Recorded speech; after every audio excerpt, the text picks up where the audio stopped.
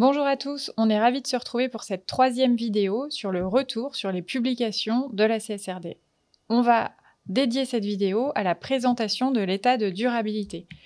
Alors, on va commencer par les points à retenir sur la présentation de l'état de durabilité.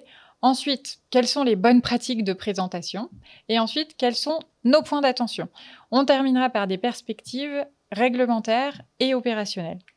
Alors, on a toujours cette vision benchmark avec une vision Europe, une vision France et une vision avec des illustrations qu'on a recueillies parmi les reportings de la CSRD. Donc, l'essentiel, Marion, quels sont les points à retenir ? Oui, donc un certain nombre de messages ici pour synthétiser ce qu'on a pu observer. Premier message, les états de durabilité, sans trop de surprise, sont plus volumineux que les DPEF et on y reviendra avec un nombre de pages précis. Des pratiques variées observées pour l'emplacement de l'état de durabilité au sein du DEU. On a pu observer soit une section spécifique dédiée à l'état de durabilité, une sous-section au sein d'un chapitre développement durable ou encore une sous-section au sein du rapport de gestion, et Axel y reviendra.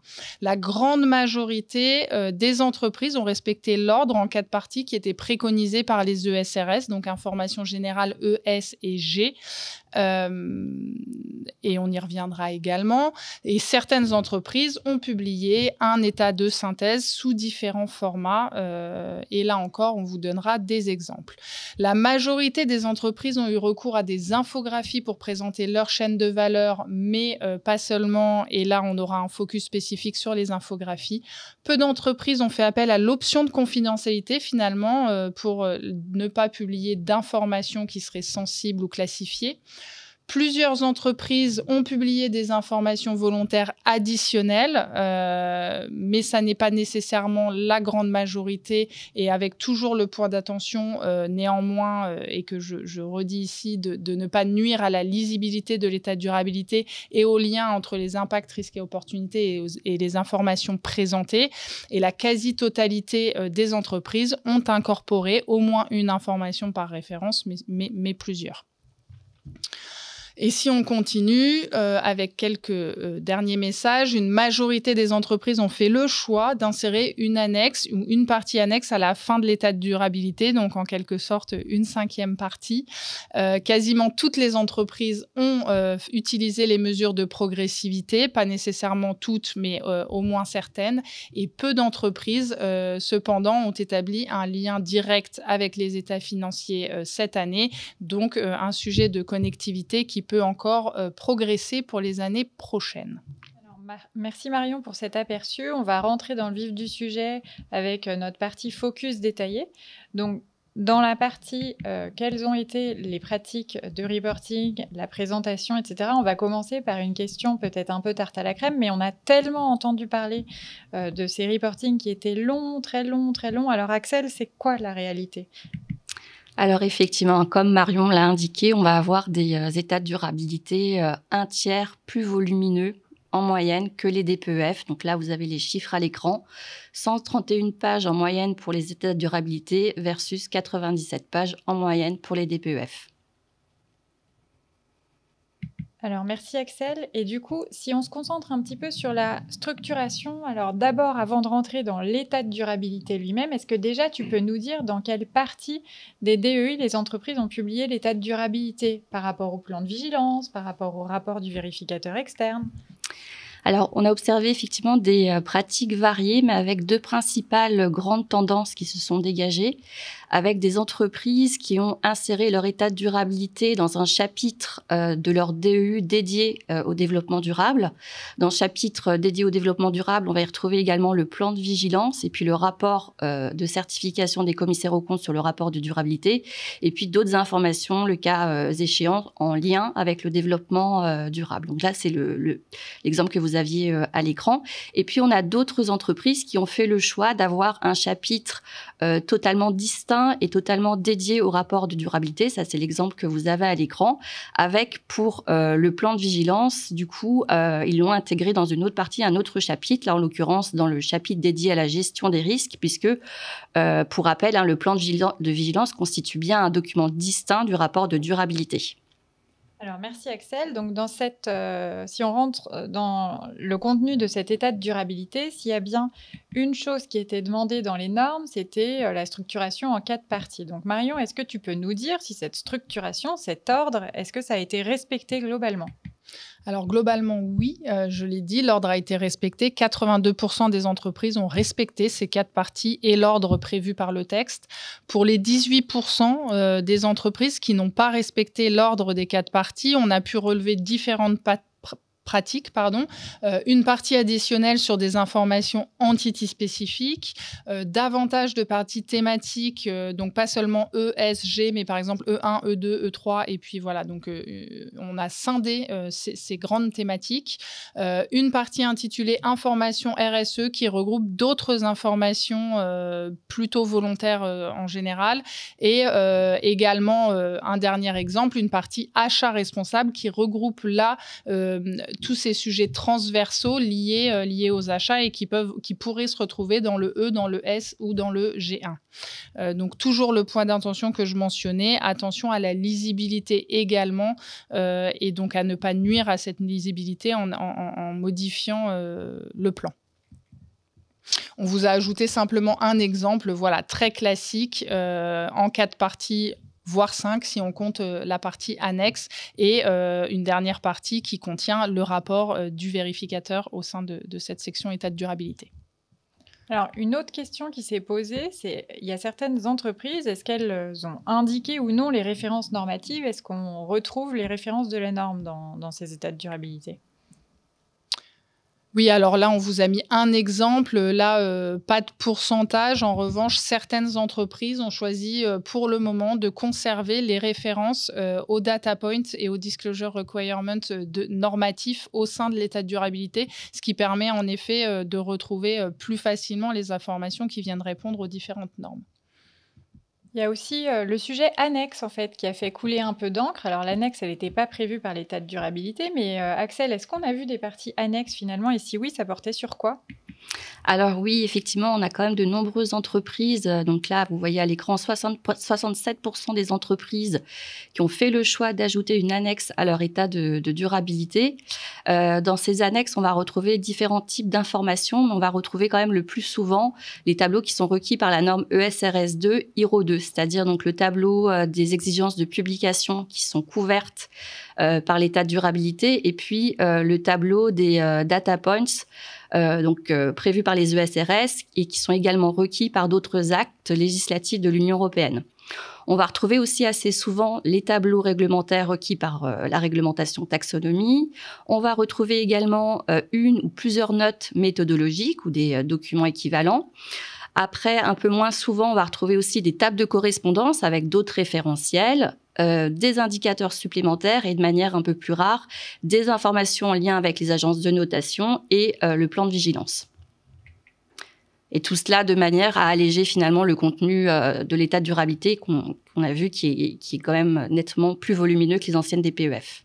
Donc là, vous avez à l'écran un exemple, l'exemple d'Engie, qui a effectivement donc ajouté plusieurs annexes à la suite de ces 4 parties dans l'état de durabilité. Donc, elle a choisi de mettre dans ces annexes son tableau qui récapitule les informations qui ont été incorporées au moyen de renvoi, le fameux tableau qui est requis par ESRS 2, IRO 2, donc sur les DP demandés par d'autres actes législatifs de l'Union européenne, la table de correspondance qui fait état des éléments essentiels de la vigilance raisonnable et qu'on va retrouver dans l'état de durabilité, la liste de ces sites prioritaires matériels et enfin les tableaux de la taxonomie.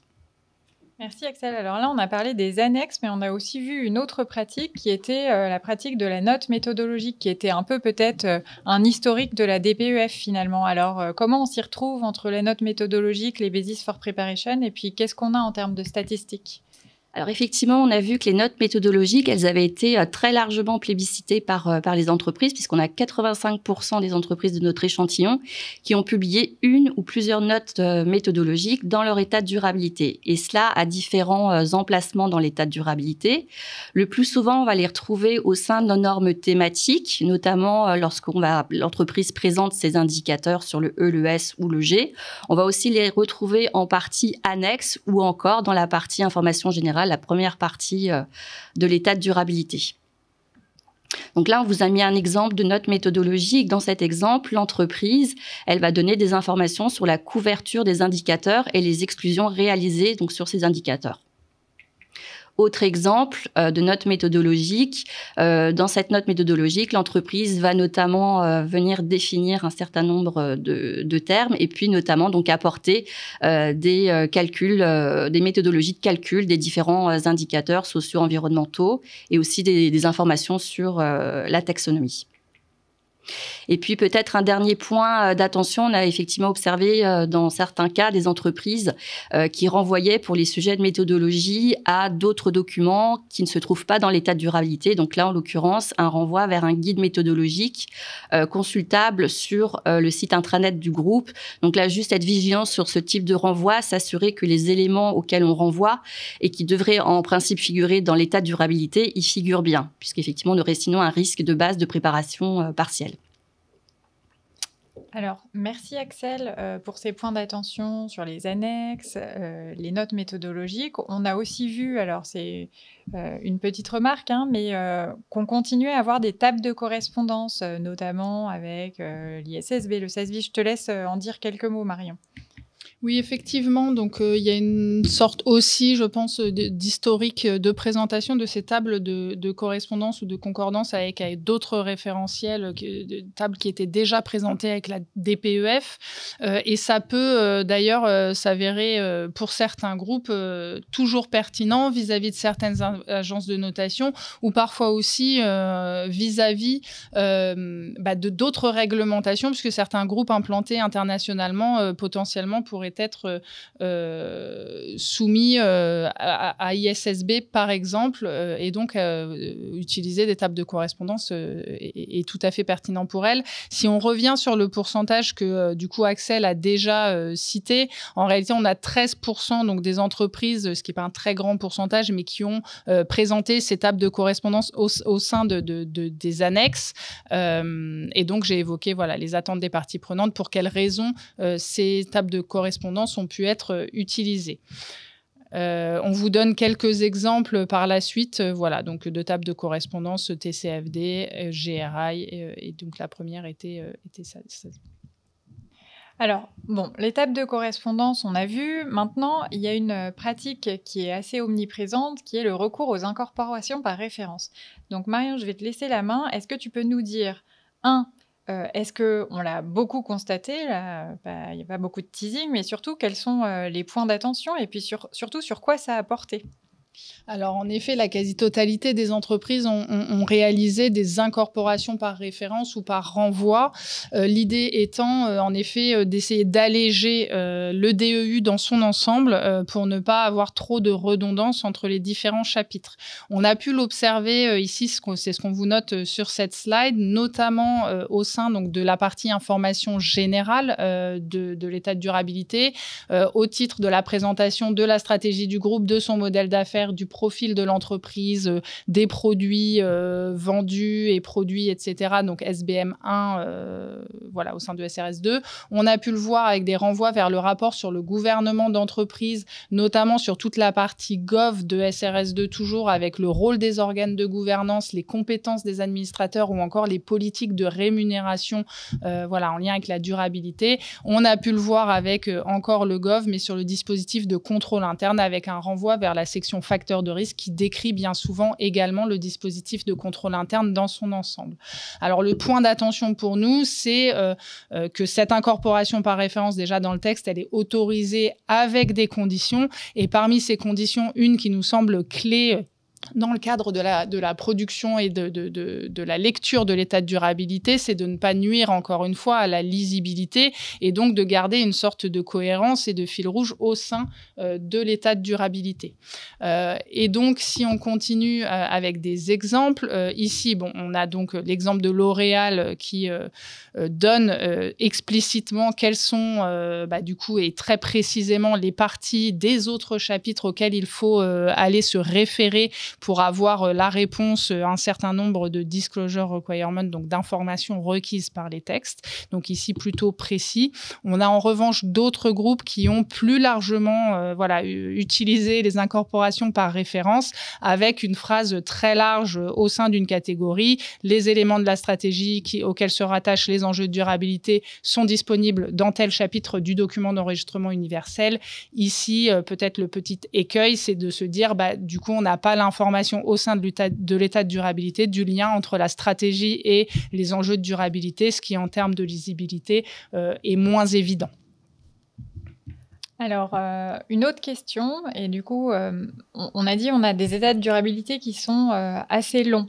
On a à l'intérieur de cet état de durabilité, normativement parlant, une partie qui s'appelle le statement des zéros, qui est déjà une synthèse des impacts, des risques et des opportunités. Malgré tout, les parties prenantes ont eu tendance à dire oui, mais où est ma synthèse, etc. Donc, on a un certain nombre de pratiques qui se sont développées, qui sont pas forcément normatives, mais qui permettent d'avoir un aperçu soit de KPI, soit de mettre en parallèle les zéros, des politiques, des plans d'action, des cibles. Je vais laisser Marion expliquer, mais du coup, on a appelé ça état de synthèse. Qu'est-ce qu'on a pu rencontrer comme pratiques qui sont intéressantes ? Alors, oui, Anne, deux pratiques principalement sur cet état de synthèse. Un état de synthèse que j'appellerais d'introductif et transverse, qu'on a pu observer chez quelques groupes, avec les informations clés qualitatives et quantitatives des ESRS et de différents thèmes. Et puis un état de synthèse, alors c'est récapitulatif, mais qui est principalement sur des indicateurs quantitatifs, et ici qu'on a peut-être plus retrouvé en annexe ou en tout cas en fin d'état de durabilité, en fin de partie. En termes d'exemples, on vous a présenté ici donc Danone où on a un état de synthèse des indicateurs. Donc Danone met quand même les indicateurs en lien avec les objectifs, présente ses KPI et donc les résultats 2024, mais vient donc mettre tout ceci ensemble pour recueillir toutes ces informations quantitatives au sein d'un seul et même tableau. Si on passe à l'exemple suivant, c'est l'exemple d'EDF. Là encore, une liste pour venir synthétiser et donc récapituler au sein d'un seul et même tableau les indicateurs en lien avec les objectifs et du coup la comparabilité pour montrer l'avancement progressif vers les objectifs. Et enfin, l'état de synthèse ici global, qui est plutôt l'état de synthèse que je mentionnais comme introductif, qui vient ici faire la synthèse par norme ESRS des informations clés. On note les enjeux matériels, la typologie des impacts, risques et opportunités par thème, les principaux plans d'action, les principaux objectifs. On note également en bas des pages le lien vers les principales politiques avec la possibilité d'aller les consulter et en fait, du coup, un cahier introductif en début d'état de durabilité pour avoir accès à l'information clé plus aisément. Alors, merci beaucoup Marion. On change un petit peu de sujet. Donc, dans l'état de durabilité, on a du coup des choses qui ont été mentionnées en termes d'incertitude, de pistes d'amélioration. Alors, est-ce que tu peux un petit peu nous partager tes impressions sur le sujet des Basis for Preparation ? Oui, alors en cette première année d'application, les bases de préparation des groupes ont été réellement clés pour permettre dès le début de l'état de durabilité de donner une compréhension aux lecteurs sur les difficultés qui ont pu être rencontrées par les groupes et donc sur les potentielles limitations qui sont intégrées à l'état de durabilité en cette première année. Ici, on a l'exemple de Veolia qui montre qu'il a eu des difficultés potentielles, en tout cas que certaines informations restent indisponibles pour cette première année sur le mix énergétique, sur des délais de paiement et sur les consommations d'eau, avec néanmoins des plans d'action pour montrer comment, d'une année à l'autre, le groupe souhaite progressivement collecter l'information. Et un deuxième exemple, ici celui de Renault, qui présente ces incertitudes et ces difficultés méthodologiques concernant la présentation des informations demandées au titre donc de la pollution et des substances préoccupantes et extrêmement préoccupantes. Donc le point sur cette première année, ça a été quand même un effort des groupes de transparence et donc réellement une grande importance de ces bases de préparation pour la compréhension du lecteur. Merci Marion. Alors, on continue sur ce sujet Basis for Preparation et j'ai 2 questions pour toi sur le périmètre. La première, c'est est-ce que le deal état de durabilité égale périmètre des états financiers, est-ce que le deal a été respecté? Et surtout, deuxième question, on a quand même beaucoup entendu dans les capsules qu'on pouvait avoir des problématiques de périmètre restreint, ou en tout cas des problématiques autour du périmètre qui sont normalement précisées dans les Basis for Preparation. Qu'est-ce que tu peux nous en dire? Alors, première question, est-ce que le deal est rempli? En tout cas, les groupes, on a près de 90% des entreprises qui indiquent avoir un périmètre de l'état de durabilité qui est identique à celui des états financiers et plus particulièrement des états financiers consolidés. Donc, on pourrait se dire deal complètement rempli. Mais si on continue sur la deuxième question, donc des indicateurs peuvent-ils porter sur une partie seulement du périmètre? Alors oui, et c'est ce que je mentionnais juste avant. Et il s'avère que dans une première année d'application, un certain nombre de groupes ont rencontré des difficultés pour avoir immédiatement un périmètre consolidé avec des informations fiables sur l'ensemble des indicateurs qui leur étaient demandés. Mais donc toujours une pratique de transparence et cet effort que je mentionnais. Ici, on donne l'exemple d'EDF qui donc a intégré directement dans les bases de préparation un tableau très précis et très complet pour indiquer si ça a été collecté sur un périmètre complet, non collecté ou un périmètre partiel. Alors, merci beaucoup Marion. Axel, maintenant c'est pour toi. On a quand même beaucoup parlé de cette notion de confidentialité dans les ESRS. Alors, on a une option est-ce qu'elle a été beaucoup utilisée, cette option d'omettre des informations classifiées et ou sensibles? Elle est assez restrictive. Alors, qu'est-ce que tu en penses? Alors non, effectivement, assez peu d'entreprises ont utilisé cette option. On a seulement 13% des entreprises qui ont mis des informations dites classifiées, sensibles ou liées à la propriété intellectuelle ou au savoir-faire. Donc, ce qui traduit plutôt un souhait, une volonté de transparence de la part des groupes. Et ce pourcentage assez faible, il est plutôt du coup cohérent avec les définitions qui sont faites des informations classifiées, sensibles, données par les ESRS, qui visent plutôt quand même des cas exceptionnels. Là, on vous a juste mis un exemple donc d'une entreprise qui indique bien donc dans sa première partie de son état de durabilité qu'elle n'a pas opté donc pour cette option. Et puis le second cas, là où au contraire c'est Dassault Systèmes donc qui indique bien en toute transparence qu'ils ont utilisé l'option proposée par les ESRS et sur quelles informations effectivement ils ont utilisé cette option. Alors, on reparlera de ce sujet confidentialité potentiellement dans les perspectives omnibus. Maintenant, du coup, une autre question sur les renvois aux états financiers. Alors, il y a 2 types de choses qu'on peut se demander, mais déjà, Marion, sur les renvois directs vers les états financiers, et je ne parle pas forcément des effets financiers anticipés pour l'instant. Non, effectivement, les entreprises qu'on a pu observer finalement ont assez faiblement fait des liens directs vers les états financiers au-delà de quelques renvois vers des notes aux états financiers comme on le montre ici pour Schneider Electric qui a donc bien précisé que les dépenses d'investissement sont incluses dans une catégorie construction d'une note aux états financiers. C'est donc un point à renforcer. Voilà. Alors ensuite, on voulait également mettre à l'agenda un point sur est-ce qu'on a des entreprises qui ont commencé à discloser des choses sur les effets financiers potentiels. On ne va pas le détailler dans cette capsule. Je vous renvoie à la capsule climat pour laquelle on a mis 1 ou 2 exemples sur ce sujet. Alors, maintenant Marion, j'ai une question pour toi. Quel a été le recours aux infographies avec toutes ces pages? Est-ce qu'on a eu des choses un peu plus légères?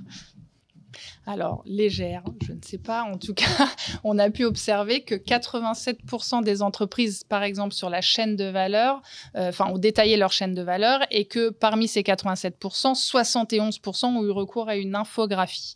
Ce qui permet, donc ce qui est un outil pédagogique, mais ça, je vais laisser notre expert sur le sujet le détailler. Je mentionne ici les chaînes de valeur avec une statistique. Ça a été le cas, on a pu rencontrer des infographies aussi sur un certain nombre d'informations qui peuvent être un peu touffu et plus compliqué à comprendre. Et je pense notamment au modèle d'affaires. Je pense à la mise en place d'états de synthèse qu'on a évoqué un peu plus tôt.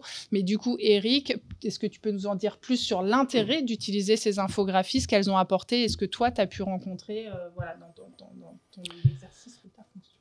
Avec plaisir. Alors d'abord, je voudrais revenir sur la notion même d'infographie. Une infographie, c'est une expression visuelle. Ça peut être d'un contenu, ça peut être d'un schéma, d'un enchaînement.